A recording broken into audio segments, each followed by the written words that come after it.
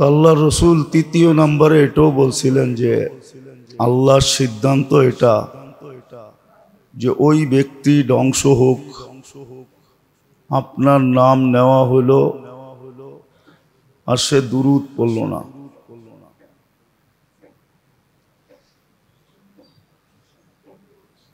সিদ্ধান্ত তো আল্লাহর। জিবরিল আলাইহিস সালামও একমত ছিলেন, আল্লাহর রসুলও আমিন বলে একমত হয়েছেন। অথচ আমরা নাম শুনি, দুরূদ পড়ি না।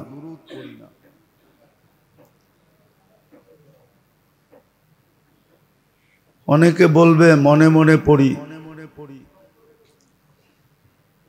না, যখন মজমার ভিতরে হয়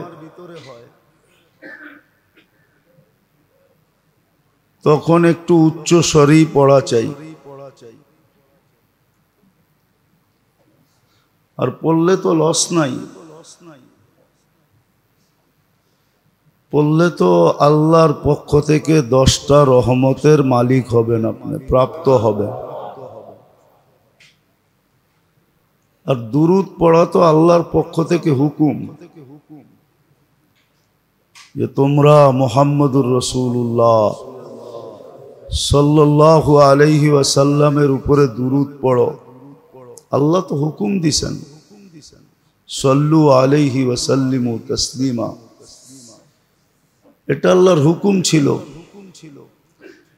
আর শুক্রবারে তো রাসূলুল্লাহ সাল্লাল্লাহু আলাইহি ওয়াসাল্লামের পক্ষ থেকেও হুকুম ছিল যে শুক্রবারে আমার উপরে দুরূদ বেশি বেশি পড়ো।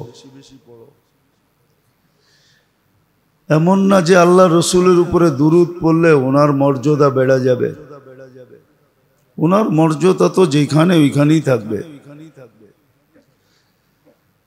মধ্যখানে উপকার আমার হবে। দুরূদের ঘাটতি যত বড় হবে, পুলসিরাত পার হওয়া তত আসান হবে। কেননা কিতাবে তো এটাই পাওয়া যায়, পুলসিরাতে কেউ ফাঁসা গেলে দুরূদের ঘাটতি দিয়া পার করা হবে,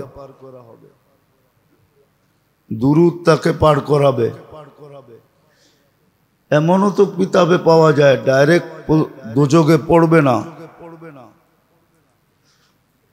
পুলসিরাতের থেকে মানুষ গাছের থেকে পড়লে যেরকম ডাল ধরা লটকায়া থাকে এরকম সে লটকানো থাকবে। অপেক্ষা করা হবে তার কোনো দুরূদ আছে কিনা।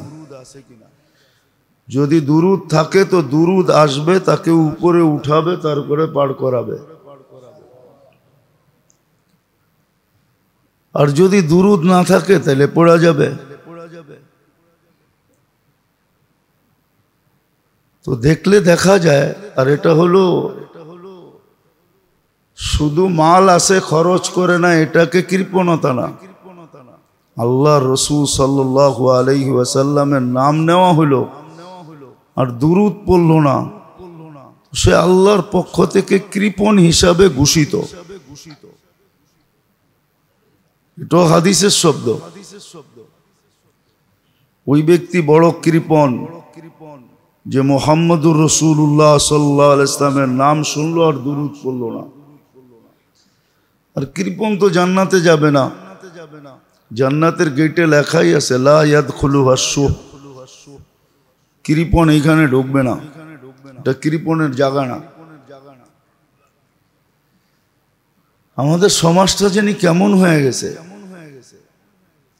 নিজেকে দিনদার ভাবে, দিনদারি চালচলনেও চলে। এই জন্য বললে একজনও কয়জন হাত উঠাইতে পারবেন জানি না যে ডেলি শুক্রবারে আমি 200 বার দুরূদ পড়ি। 200 বার যদি হাত না উঠাইতে পারেন 100 বার পড়ি। এক আধজন হাত উঠাবে 100 বার পড়ে, এটা কি হক? আল্লাহর রসুলের হক এটা? সারা দুনিয়া তো অধিকার নিয়ে লড়তেছে, সারা দুনিয়া ঝগড়া কি নিয়া? অধিকার নিয়া। স্বামী স্ত্রীর সাথে লড়তেছে অধিকার নিয়া, স্ত্রী স্বামীর সাথে লড়তেছে অধিকার নিয়া, সন্তান মা বাবার সাথে লড়তেছে অধিকার নিয়া, মা বাবা সন্তানের উপরে রাগ করতেছে অধিকার নিয়া, ভাই ভাইয়ের সাথে লড়তেছে অধিকার নিয়া। তো সারা দুনিয়া যদি অধিকারের ঝগড়া হয়, আর এটার জন্য যদি মারামারি কাটাকাটি হয়, হানাহানি হয়, তাহলে আল্লাহর কি বান্দার উপরে কোনো অধিকার নাই? এটা আপনি বললেন কি করে? মুহাম্মদুর রাসূলুল্লাহ সাল্লাল্লাহু আলাইহি ওয়াসাল্লামের কি আমাদের উপরে কোনো অধিকার নাই? শুধু মুখে বলতেছেন আছে, বাড়িতে অধিকার পুরা না করে বললেন অধিকার আছে। দেখি সংসার কতক্ষণ টিকে।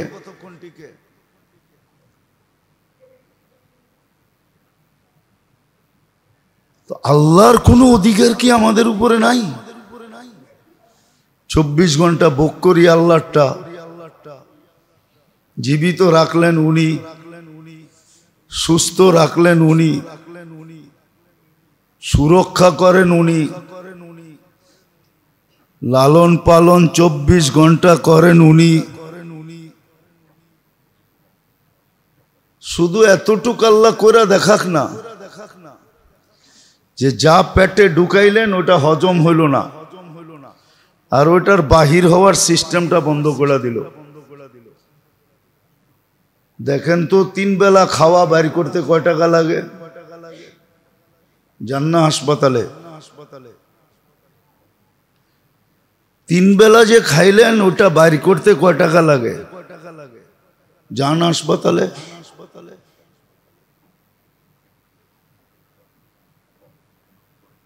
ও নিজেরটা 16 আনা বোঝেন, আল্লাহরটা 1 আনাও বোঝেন না। নিজেরটা 16 আনা বুঝি, আল্লাহ রসুলেরটা 1 আনাও বুঝি না।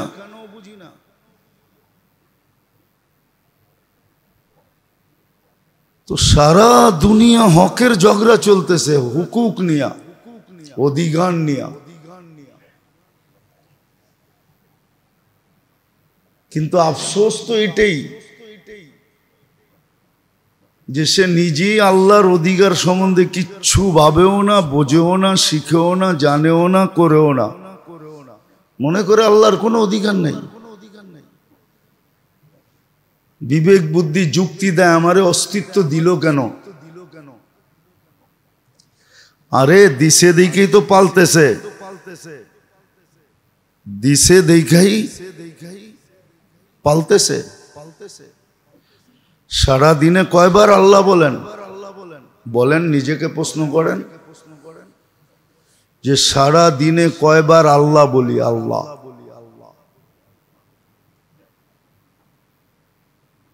তসবি দিয়ে গইনা তো 100 বার ডেলি আল্লাহ বলে, এরকম লোকের সংখ্যা খুব কম যে ডেলি 100 বার আল্লাহ বলে। আল্লাহ 100 বার তো আল্লাহ বলে না, আল্লাহকেও ডাকে না 100 বার।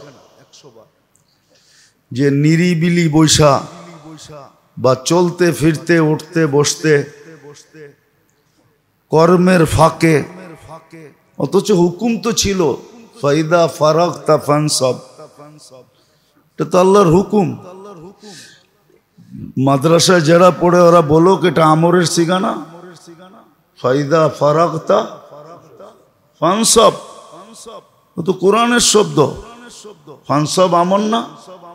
না আমর না, আমর। কি কয় মাদ্রাসাওয়ালারা? আল্লাহ তো কর্মর সময় চায় নাই, বলছে ইদা ফারাগতা, কর্মের থেকে যখন সুযোগ পাইলা ফানসাব, তখন তুমি আমাকে স্মরণ করো। আমরা এটা মাইনা নিব যে তুমি কর্মের সময়ও করছো, বেনিফিট এটা হবে। কর্মের সময়টাও তুমি আমাকে স্মরণ করছো, আমরা এটা মেনে নিব। অথচ কর্মের সময় তো জিকির করতে বলে নাই। কোরআন বলতেছে ইদা ফারাগতা, যখন তুমি ফারেক হয়ে গেলা, কর্ম তোমার শেষ হয়ে গেল, ফানসাব, তখন আমাকে স্মরণ করো। তাইলে আমি পিছনের সময়টাও তুমি স্মরণ করছো, এটা আমরা মাইনা নিব। এটাও স্মরণের ভিতরে আমরা ঢুকায়া দিব যে এটাও স্মরণ করছে। যেমন সহজ বলছেন, এশার নামাজ পড়ো, অর্ধেক রাত্র ইবাদতের ভিতরে লেখা নিব। অথচ এশারের পরে ইবাদত করে নাই, হয়তো টেলিভিশন দেখছে, হয়তো বয়া বয়া গল্প করছে, নাইলে যে কোনো কাজ করছে। বলছে ফজরের নামাজ পড়ো, তাহলে বাকি অর্ধেকও আমরা ভাববো তুমি ইবাদতে কাটাইছো, পুরাটাই ইবাদত। তো যেটা বুঝাইতেছিলাম, সারা দুনিয়া অধিকার নিয়ে লড়তেছে, কেমন বড় অজ্ঞতার কথা। এটাকে অজ্ঞই বলা চলে। যদি অজ্ঞ ছাড়া আরো কোনো শব্দ থাকতো, বাংলায়, আরবিতে আছে, উর্দুতে আছে, কিন্তু অজ্ঞতার উপরে বললে বলা যায় গণ্ড অজ্ঞ, গণ্ড মূর্খ ওই ব্যক্তি যে সারাদিন নিজের অধিকার নিয়ে লড়তেছে। যারা অধিকার নিয়ে আন্দোলন করে, ওদেরকে যদি জিজ্ঞাসা করা হয়, ওই তুই আল্লাহর অধিকার সম্বন্ধে কোন দিন আন্দোলন করছস বল? আল্লাহর কি কোনো অধিকার নাই? আল্লাহরটা বাদেই দিলাম, মুহাম্মদুর রাসূলুল্লাহ সাল্লাল্লাহু আলাইহি ওয়াসাল্লামের কোনো অধিকার নাই? যে আপনাকে এক রাত্র 83 বৎসর আইনা দিল, ওনার কারণেই তো আপনি একটা রাত্র পাইলেন, যেই রাত্রটা 83 বৎসরের ইবাদত আপনার হাতে উঠায়া দেয়। ওনার উম্মত না হইলে আপনি কোত্থেকে পাইতেন 83 বৎসর? আমি তো 83 বৎসর বললাম, মাদ্রাসার পোলাপান তো আরো বেশি বলবে। ওরা বলবে 83 বৎসরের ভিতরে তো আবার 83টা লাইলাতুল কদর আছে, তো আবার 83টা, আবার 83টা বৎসর। আবার যদি ওরা বলে যে ওটির ভিতরে তো আবার 83টা করে লাইলাতুল কদর আছে, যেটাকে ওদের ভাষায় বলে তাসালসুল, এরকম গুনতে গেলে তো আল্লাহর কথাই সত্য হবে, বেগাইরি হিসাব। এক সময় যায় তুমি সংখ্যা হারায় ফেলবে, তোমার কাছে সংখ্যা থাকবে না যে আমি কত দিব। এটা কার কারণে পাইলেন? আপনি যে মেম্বরে বইই বলেন খায়রে উম্মা, আমরা সর্বশ্রেষ্ঠ উম্মত, কার কারণে পেয়েছেন? আপনি যে মেম্বরে বসেই বলেন আমাদেরকে আল্লাহ পাঠাইছে, উখরিজাত, এটা কার কারণে পাইলেন? আপনি যে মেম্বরে বইই বলেন নবীওয়ালা কাম, কার কারণে পেলেন? তা'মুরুনা বিল মারুফ ওয়া তানহাউনা আনিল মুনকার, এই দায়িত্বটা আপনি কার কারণে পেলেন? এটা তো আপনার দায়িত্ব ছিল না, এটা তো নবীদের দায়িত্ব ছিল, নির্বাচিত মানুষগুলোর দায়িত্ব ছিল। আপনাকে কার কারণে দিছে?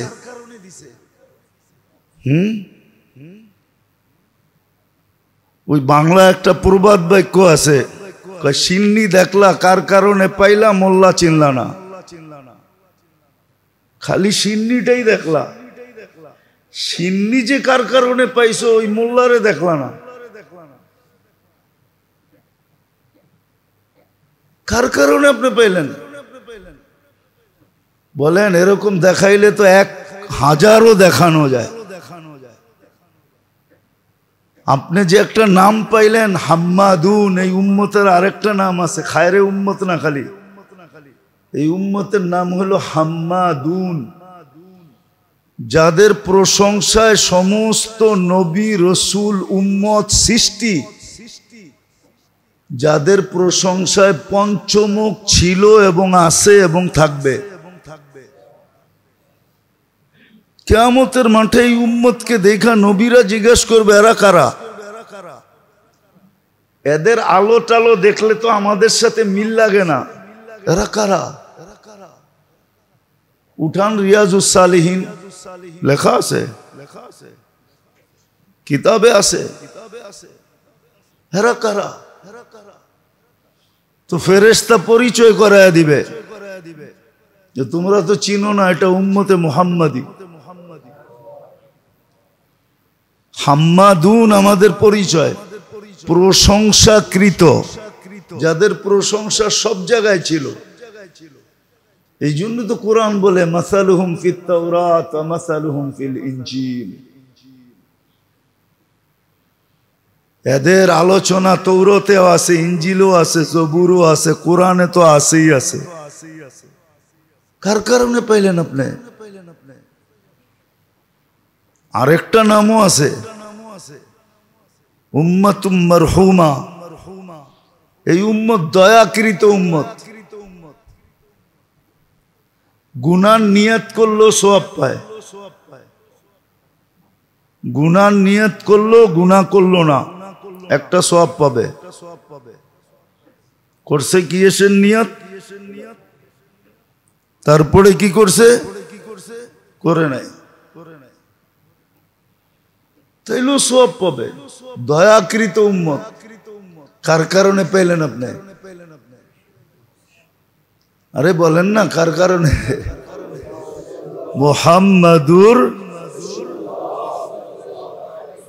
মুহাম্মাদুর রাসূলুল্লাহ বললে 120 নেকি পাবেন।